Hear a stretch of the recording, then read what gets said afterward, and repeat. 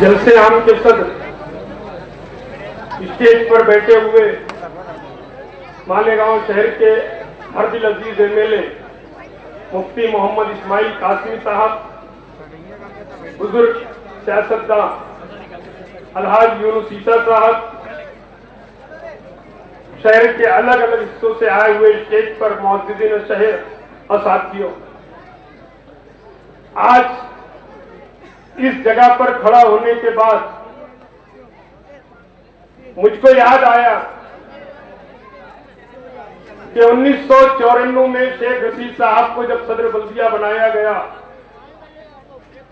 तो उस वक्त अब्बास अली काजी साहब की सरपरस्ती में ये सब काम हुआ और निहाल साहब ने शेख रशीद साहब को सदर बल्दिया बनाया। रोशन सेठ साहब की भी याद आई। मैंने 1994 से लेकर अब तक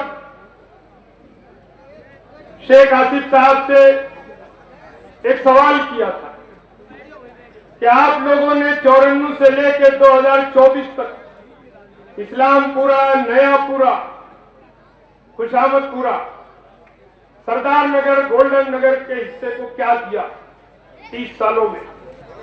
ये सवाल उनको चुभा और बहुत सारी बातें की। आज बड़ी तेजी से, बहुत ही ताकत से ये बोला जाता है कि शेख आसिफ भी काम कर सकता है और वही काम करता है। मैं 10 साल उनके साथ रहा, मुझको मालूम है वो कितना काम कर सकता है और कितना बहादुर है, ये मुझको मालूम है। बहुत ही तेजी से ये बोला जा रहा है 12 नवंबर के वाकयात, तो मैं आज बताता हूं 12 नवंबर के वाकयात की सच्चाई क्या है। यहां बैठा है यूसुफ भी, और नहीं तो मालूम कर लेना 11 नवंबर 2021 जुमेरात के दिन का डिसिप्लिन उठाकर देख लो। ये 12 नवंबर के जो दिन था, जुमा का रोज, आप सल्लल्लाहु अलैहि वसल्लम की शान में गुस्ताखी करने वाले की मजम्मत में मालेगांव शहर बंद कराया गया ऑल इंडिया सुन्नी जमीयतुल उलमा और रजा एकेडमी की तरफ से। मालेगांव शहर की आवाम ने कोई मसलक नहीं देखा, कोई तबका, कोई बिरादरी नहीं देखी।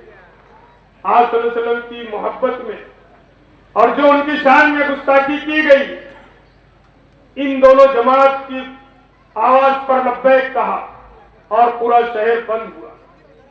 लेकिन इन दोनों तंजीमों की मीटिंगों में यह फैसला हुआ था, जो पुलिस भी रिकॉर्ड में, कि सिर्फ बंद होगा, कोई जलसा जुलूस, कोई आंदोलन, कोई तहरीक नहीं की चलाई जाएगी, सिर्फ मालेगांव शहर बंद किया जाएगा। लेकिन मैंने जो कहा 11 नवंबर के डिसिप्लिन अखबार उठाकर देख लो, ये जो पिक्चर है, इस पिक्चर की तरफ से जो अखबार में फ्रंट पेज पर जो एक खबर आई कि अब्दुल्ला नगर से एक जुलूस आएगा, निकलेगा, मुस्लिम ढाले के नाम से, और अब्दुल्ला नगर से जब वो जुलूस निकलेगा 12 नवंबर के दिन अलग अलग रास्तों से होता हुआ हुसैन से कंपाउंड पहुंचेगा। ये बताएंगे दोनों जमात के लोग सच्चाई कि जब कोई ऐसा फैसला नहीं था, कोई जुलूस निकालने का, कोई धरना देने का, तो यह खबर कैसे छपी। इस बात को लेकर पिक्चर को बुलाया ये लोगों ने और वहां पर उससे कहा गया कि यह अखबार में ये छपा है, इसकी वजाहत होनी चाहिए, लेकिन उसकी वजाहत नहीं की गई। यह प्लानिंग थी कि 12 नवंबर के बंद के रोज कुछ ऐसे हालात पैदा कर दिया जाए जैसे कि 2001 में हुआ था। एक दंगा 2001 में ऐसा हुआ कि मालेगांव शहर में ऐसा दंगा कभी नहीं हुआ। 13 लोग की मौत हुई। 13 लोगों की मौत को लेकर दंगे में जो मुसलमानों का नुकसान हुआ, 2002 के कारपोरेशन चुनाव में उसका बेनिफिट, उसका फायदा जो मिला जनता दल को, मैं भी वहां था, उस पार्टी का एक्टिव प्रेसिडेंट था मैं। उसका बेनिफिट हमको यह मिला दंगे का कि जनता दल की 35 सीट आई और निहाल साहब मेयर बने। 3 का पैनल था उस वक्त, 12 नवंबर से पहले भी शहर में एक फजा बन गई कि कारपोरेशन चुनाव आने वाला है, होने वाला है, 3 का पैनल रहेगा। यही सोच रखकर पच्चर ने ऐसी हरकत की कि शहर में फजा खराब हो जाए और उसका बेनिफिट हमको मिल जाए जो 2002 में मिला था जनता दल को, और निहाल साहब मेयर बने थे। मगर ऐसा नहीं हो सका। वो पच्चर भी उसमें आरोपी बन गया और जेल गया। आप पूरा शहर ये जानता है कि सिटी पुलिस स्टेशन का पीआई उस वक्त घुसर था, मुसलमानों का बेइंतहा दुश्मन। बेइंतहा, मैंने अपनी जिंदगी में ऐसा ऑफिसर कभी नहीं देखा जो मुसलमानों के नाम पर ऐसी ऐसी गालियां देता था, मुसलमानों को तकलीफ देता था। 12 नवंबर के मामले में उसने जो चार्जशीट तैयार की घुसर ने, तमाम लोग जानते हैं क्या किया उसने।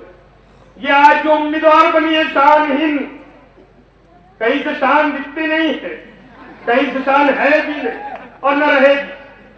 शान निहाल साहिब की थी। इसने बखुदा मैं कहता हूं, ये शान हिंद सिटी पीआई की ऑफिस में बैठकर, मैं भी वहां इत्तेफाक से मौजूद था उस दिन, ये बोलती थी कि साहेब आप मेरे बड़े भाई हैं, बड़ी आदमी से बोलती थी।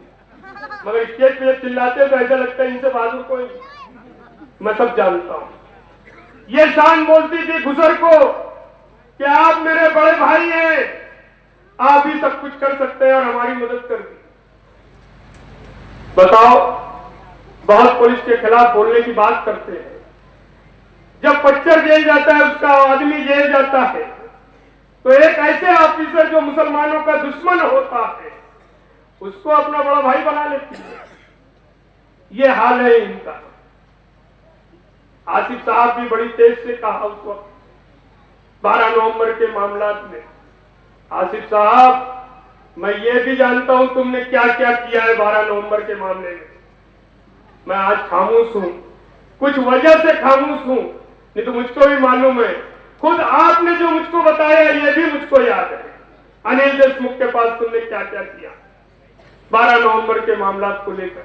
अनिल देशमुख उस वक्त होम मिनिस्टर थे महाराष्ट्र में। ये जो बात आसिफ साहब कहते हैं ना 12 नवंबर में बाहरी लोग, मान लेना चाहिए बाहरी लोग। आपको मालूम है ना, अगर बाहरी लोग हैं तो आज तक तुमने पुलिस को ये क्यों नहीं बताया कौन लोग है बाहरी? अगर बाहरी लोग थे 12 नवंबर में तो आपने आज तक पुलिस को क्यों नहीं वो बाहरी लोग का नाम बताया? क्यों अंदर के लोगों को जाने दिया जेल? ये आपसे मेरा एक सवाल है आसिफ साहब से कि बताओ 12 नवंबर में बाहरी लोग कौन थे? पत्थर की बात तो आप कहते हो ना, तो अपना भी बात बोलो कि जो उसने कहा उस वक्त शेख आसिफ ने कि बाहर के लोग थे, बाहरी लोग थे। अगर तुम्हारे पास कुछ नाम है तो एक नाम दे दो बाहरी लोगों का। 12 नवंबर में 12 महीना लोग जेल काटे, क्या किया तुमने? ये हमको मालूम है। सहारा हॉस्पिटल पर पत्थर कौन चलाया? लतीफ अनवर किसके थे आदमी, किसके साथी है? लतीफ अनवर साहब के हॉस्पिटल पर, सहारा हॉस्पिटल पर पत्थर किसने चलाया? ये भी तो बताना चाहिए लोगों को। खातून गर्ल्स जो रमजानपुरा या दयाना के हिस्से में मदर आयशा बोर्ड, वहां पर पत्थर किसने चलाया? ये भी तो बताना चाहिए आवाम को। कौम का दुश्मन कौन और आज कौम की बात बोलने वाला कौन? हरा झंडा लेकर इस्लाम नाम की पार्टी बना लेने से कोई मुसलमानों का हमदर्द नहीं हो सकता। अगर तुम वाकई इस्लाम और मुसलमानों के हमदर्द हो तो अजीत दादा का साथ छोड़ दो। मालेगांव की जो ये सीट है, अजीत दादा पवार के कोटे की ये सीट पर उम्मीदवारी कर रहा है। बीजेपी ने यहां उम्मीदवारों का नहीं खड़ा किया सिर्फ इसकी वजह से। ये अजीत दादा की पंडरी कर रहा है। फडणवीस, शिंदे और बीजेपी का ये साथी है। मेरा एक सवाल ये भी है कि जो पार्टी तुमने रजिस्टर कराई, तुम खुद उस पार्टी के मेंबर तक नहीं बने, क्या वजह? आवाम को धोखा दिया जा रहा। आवाम को अंधेरे में रखा जा रहा है कि ये पार्टी के जरिए मैं पूरे महाराष्ट्र के मुसलमानों की नुमाइंदगी करूंगा। अरे तुम मालेगांव के मुसलमानों की नहीं, तुम्हारी अपनी पार्टी के जो थे भी बोले आज है, जो जब तुम ये एमएलए थे तो कुछ कानूनी दुश्वारी की वजह से वो जेल गए। एक व्हाट्सएप पर मुफ्ती साहब के खिलाफ कुछ लिखा गया, उस वक्त की कंप्लेन हुई, तुम्हारा आदमी एक मामूली बात पर 5 दिन पीसी में था, क्या तुमने मदद की उसकी? मेरे पास वो लोग सब हैं जो तुम्हारे व्हाट्सएप ग्रुप के या मीडिया सेल के लोग, बहुत सारे लोग मेरे पास हैं आज, वो रोते हैं परेशान थे कि हमारी कोई मदद नहीं की। सिटी पुलिस स्टेशन में उस वक्त जब ये एमएलए थे, एक मामले में पुलिस स्टेशन वो गए और वहां जाने के बाद थाने अमलदार को बोला जा रहा है, एमएलए बोल रहे हैं कि मेरी भी कंप्लेन लो, मेरे परिवार के खिलाफ भी लिखा जाता है। थाने अमलदार पीआई को बोला, पीआई बोले उसको अंदर भेज दो। बताओ, एक एमएलए है और पीआई उठकर खुद नहीं आता, वो बोलता है थाने अमलदार को अंदर भेज दो। वो जब अंदर आता है, शेख आसिफ मैं भी बैठा है, उसके व्हाट्सएप ग्रुप के लोग, कुछ और लोग भी बैठे हैं। पीआई को बोलता है मेरी कंप्लेन लो, पीआई बोलता है दे दो। जब वो कंप्लेन देने की बात बोलता है तो शेख आसिफ क्या बोलते हैं मालूम है? उसका एक साथी था पत्रेवाला, जमशेद पत्रेवाला, बोले जमशेद तू दे दे, परिवार के इनके खिलाफ लिखा जा रहा है, फरियाद देने ये आए हैं, बहादुर बन के आए हैं और खुद नहीं बोल दे रहे, बोलते जमशेद तू दे। वो भी आए, मैं भक्का, मैं पीआई के सामने बात शुरू किया। शेख आसिफ बाहर निकल गया और बोलने लगा, अरे यार वो तो आके पुलिस की मैया वही करने लगा सामने, और ऐसा बोल के चला गया। एमएलए था, क्या बहादुर है मुझको मालूम है। आज इस हिस्से के लोगों से मैं गुजारिश करने आया हूं कि जो धोखा दिया जा रहा है आप लोगों को, इस्लाम, मुसलमान, 8 डिवीजन, यहां पर इस हिस्से में जो बात बोली गई बुराई की, इस बुराई को खत्म करने के लिए क्यों नहीं निकलते? क्यों नहीं खालिद हाजी नशा मुक्त तहरीक इधर चलाता है? आना चाहिए ना उसको भी इधर।